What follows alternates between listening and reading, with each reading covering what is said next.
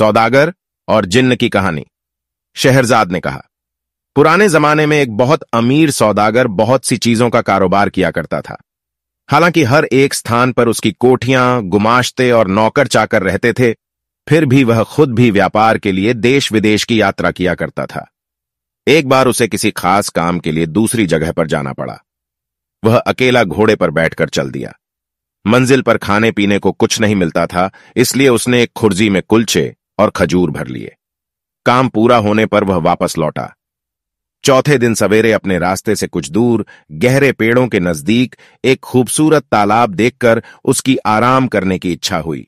वह घोड़े से उतरा और तालाब के किनारे बैठकर कुलचे और खजूर खाने लगा। जब पेट भर गया तो उसने जगह साफ करने के लिए खजूरों की गुठलियां इधर उधर फेंक दीं और आराम करने लगा। इतने में उसे एक बहुत डरावना जिन्न अपनी ओर बड़ी सी तलवार खींचे आता दिखाई दिया। पास आकर जिन्न क्रोध से गरज कर बोला, इधर आ, तुझे मारूंगा। सौदागर उसका भयानक रूप देखकर और गर्जन सुनकर कांपने लगा और बोला, मालिक, मैंने क्या मालिक किया है कि आप मेरा कत्ल कर रहे हैं? जिन्न ने कहा, तूने मेरे बेटा की हत्या की है, मैं तेरी हत्या करूंगा। सौदागर ने कहा, मैंने तो आपके बेटे को देखा भी नहीं, मैंने उसे मारा किस तरह? जिन्न बोला, क्या तू अपना रास्ता छोड़कर इधर नहीं आया? क्या तूने अपनी झोली से निकालकर खजूर नहीं खाए और उनकी गुठलियां इधर उधर नहीं फेंकी? सौदागर ने कहा, आपकी बातें ठीक हैं, मैंने ऐसा ही किया है। जिन्न ने कहा, जब तू गुठलियां फेंक रहा था तो इतनी जोर से फेंक रहा था कि एक गुठली मेरे बेटे की आंख में लगी और बेचारे का उसी समय मर गया। अब मैं तुझे मारूंगा। सौदागर बोला, मालिक, मैंने आपके बेटे को जानबूझकर तो मारा नहीं है। फिर मुझसे जो भूल हो गई है उसके लिए मैं आपके पैरों पर गिरकर माफी मांगता हूं। जिन्न ने कहा, मैं न दया करना जानता हूं न माफ करना, और क्या खुद तुम्हारी शरीयत में कत्लेआम के बदले कत्लेआम की आज्ञा नहीं दी गई है? मैं तुझे मारे बगैर नहीं रहूंगा। यह कहकर जिन्न ने सौदागर की बांह पकड़कर उसे पृथ्वी पर गिरा दिया और उसे मारने के लिए तलवार उठाई। सौदागर अपने स्त्री पुत्रों की याद कर करके विलाप करने लगा। साथ ही ईश्वर और पवित्र आत्माओं की सौगंध दिला दिलाकर जिन्न से अपने प्राणों की भिक्षा मांगने लगा। जिन्न ने यह सोचकर हाथ रोक लिया कि जब यह थक कर हाथ पांव पटकना बंद कर देगा तो इसे मारूंगा। लेकिन सौदागर ने रोना पीटना बंद ही नहीं किया। अंत में जिन्न ने उससे कहा, तू बेकार ही अपने को और मुझे तंग कर रहा है। तू अगर आंसू की जगह आंखों से खून बहाए तो भी मैं तुझे मार डालूंगा। सौदागर ने कहा, कितने दुख की बात है कि आपको किसी भांति मुझ पर दया नहीं आती। आप एक गरीब और बेचारे आदमी को बिना किसी कारण के मार रहे हैं और मेरे रोने गिड़गिड़ाने का आप पर कोई असर नहीं होता। मुझे तो अब भी विश्वास नहीं होता कि आप मुझे मार डालेंगे। जिन्न ने कहा, नहीं, निश्चय ही मैं तुम्हें मार डालूंगा। इतने में सवेरा हो गया। शहरजाद इतनी कहानी कहकर चुप हो गई। उसने सोचा, बादशाह के नमाज पढ़ने का समय हो गया है और उसके बाद वह दरबार को जाएगा। दुनियाजाद ने कहा, बहन, यह कितनी अच्छी कहानी थी। शहरजाद बोली, तुम्हें यह कहानी पसंद है? अभी तो कुछ नहीं, आगे तो और भी हैरत अंगेज है। तुम सुनोगी तो और भी खुश होगी। अगर बादशाह सलामत ने आज मुझे जिंदा रहने दिया और फिर कहानी कहने की अनुमति दी तो कल रात मैं तुम्हें बाकी कहानी सुनाऊंगी, वरना खुदा के पास चली जाऊंगी।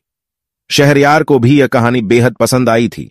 उसने विचार किया कि जब तक कहानी पूरी न हो जाए शहरजाद को नहीं मरवाना चाहिए, इसलिए उसने उस दिन उसे प्राणदंड देने का इरादा छोड़ दिया। पलंग से उठकर वह नमाज पढ़ने गया और फिर दरबार में जा बैठा। दुखी वजीर भी उपस्थित था। वह अपनी बेटी का भाग्य सोचकर सारी रात न सोया था। वह इंतजार में था कि शाही हुक्म हो तो मैं अपनी बेटी को ले जाकर जल्लाद के सुपुर्द करूं। किंतु उसे यह देखकर आश्चर्य हुआ कि बादशाह ने यह अत्याचारी आदेश नहीं दिया। शहरयार दिन भर राजकाज में व्यस्त रहा और रात को शहरजाद के साथ सो रहा। एक घड़ी रात रहे दुनियाजाद फिर जागी और उसने बड़ी बहन से कहा कि यदि तुम सोई नहीं तो वह कहानी आगे कहो। शहरयार भी जाग गया और बोला, यह ठीक कहती है, मैं भी सौदागर और जिन्न की कहानी सुनना चाहता हूं। तुम कहानी को आगे बढ़ाओ। शहरजाद ने फिर कहना शुरू किया। जब सौदागर ने देखा कि जिन्न मुझे किसी प्रकार जीवित न छोड़ेगा तो उसने कहा, मालिक, यदि आपने मुझे वध्य समझ ही लिया है और किसी भांति भी मुझे प्राणदान देने को तैयार नहीं है तो मुझे इतना अवसर तो दीजिए कि मैं घर जाकर अपने स्त्री पुत्रों से विदा ले लूं और अपनी संपत्ति अपने उत्तराधिकारियों में बांट आऊं, ताकि मेरे पीछे उनमें संपत्ति को लेकर लड़ाई झगड़ा ना हो। मैं प्रतिज्ञा करता हूं कि यह सब करने के बाद मैं इसी स्थान पर पहुंच जाऊंगा। उस समय आप जो ठीक समझें वह मेरे साथ करें। जिन्न ने कहा, यदि मैं तुम्हें घर जाने दूं और तुम वापस ना आओ, फिर क्या होगा? सौदागर बोला, मैं जो कहता हूं उससे फिरता नहीं। फिर भी यदि आपको विश्वास न हो तो मैं उस भगवान की, जिसने पृथ्वी आकाश आदि सब कुछ रचा है, सौगंध खाकर कहता हूं कि मैं घर से इस स्थान पर अवश्य वापस आऊंगा। जिन्न ने कहा, तुम्हें कितना समय चाहिए? सौदागर ने कहा, मुझे केवल 1 वर्ष की मोहलत चाहिए, जिसमें मैं अपनी सारी जायदाद का प्रबंध करके आऊं और मरते समय मुझे कोई चिंता न रहे।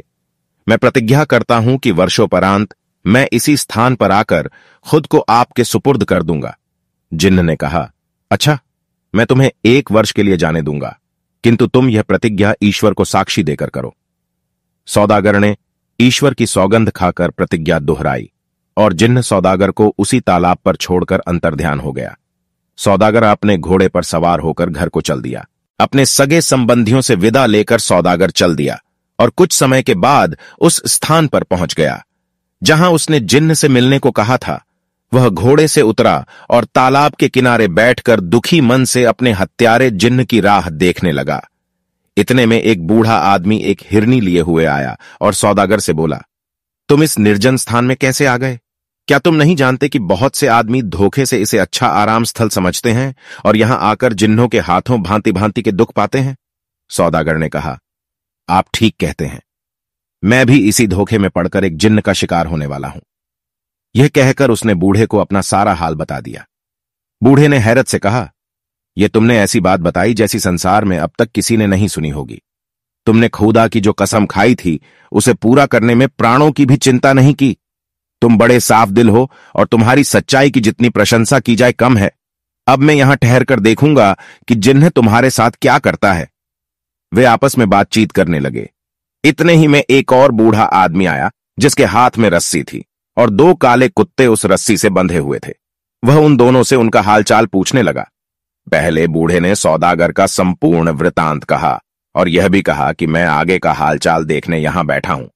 दूसरा बूढ़ा भी यह सब सुनकर हैरत चकित हुआ और वहीं बैठकर दोनों से बातें करने लगा। कुछ समय के उपरांत एक और बूढ़ा एक खच्चर लिए हुए आया और पहले 2 बूढ़ों से पूछने लगा कि यह सौदागर इतना दुखी होकर यहां क्यों बैठा है। दोनों ने उस सौदागर का पूरा हाल कहा। तीसरे बूढ़ा आदमी ने वहां ठहरकर इस व्यापार का अंत देखने की इच्छा प्रकट की, अतएव वह भी वहां बैठ गया। अभी तीसरा बूढ़ा अच्छी तरह सांस भी नहीं ले पाया था कि उन चारों व्यक्तियों ने देखा कि सामने के जंगल में एक बड़ा गहन धूम्रपुंज उठ रहा है। वह धुएं का बादल उनके नजदीक आकर गायब हो गया।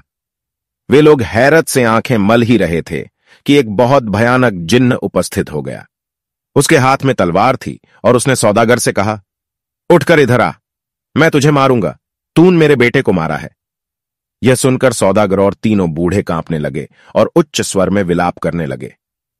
उन सब के रोने चिल्लाने से जंगल गूंज उठा, किंतु जिन्न सौदागर को पकड़कर एक ओर ले ही गया।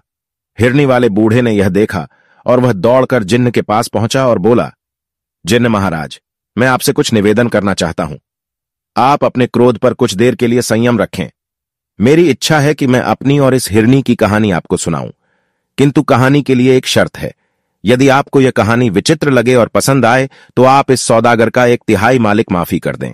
जिन्न ने कुछ देर तक सोचकर कहा, अच्छा, मुझे तुम्हारी शर्त स्वीकार है। कहानी कहो। इस वीडियो में कहानी यहीं तक। आगे के लिए आपसे मिलते हैं अगली वीडियो में।